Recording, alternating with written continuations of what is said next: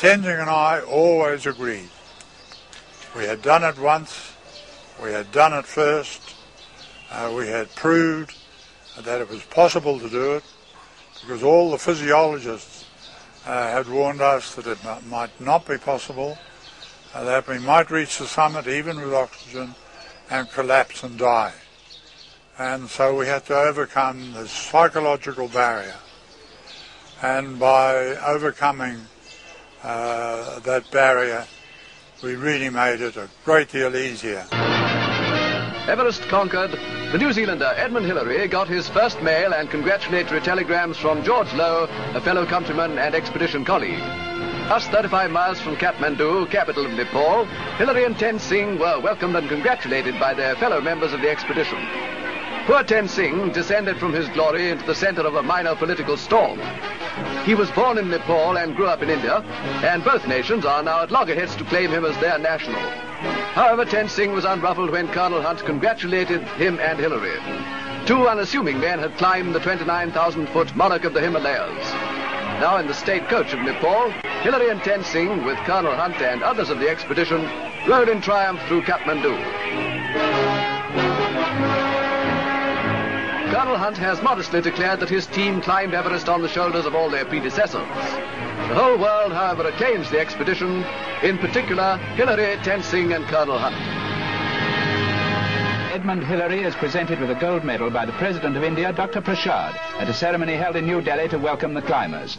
And Tenzing Norgay, his colleague, comes up for his award and the warm congratulations of the onlookers.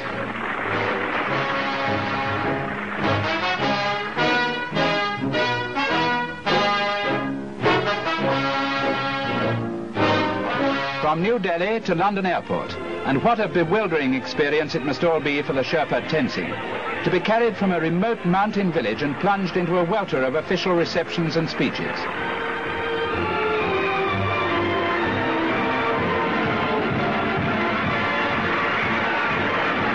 One who wasn't bewildered was the little daughter of Dr. Pugh, who saw Daddy and made one helter-skelter dash for him. Tenzing brought the family along to share in the excitements, but for all of them the ordeal wasn't over. For now came the inevitable questioning about that moment of near disaster when Tenzing's presence of mind saved his friend and colleague from a fatal fall. Tenzing and I have been climbing together a good deal, and I think we've become a fairly happy pair. And this was just one example of how a pair up together are a unit, and how one is always protecting the other. I was leading down the icefall, and when I was crossing a crevasse, a large lump of ice gave way on which I was standing, and I set off down a crevasse. Well, Tenzing, who was following, had the rope tight in a very short time and pulled me up, so I didn't go very far. And how did Tenzing feel up there on top of the world?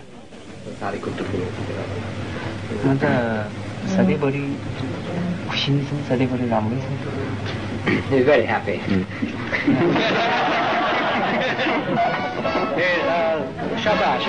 He was an extraordinarily humble man, very modest about his own achievements, very understated about his achievements.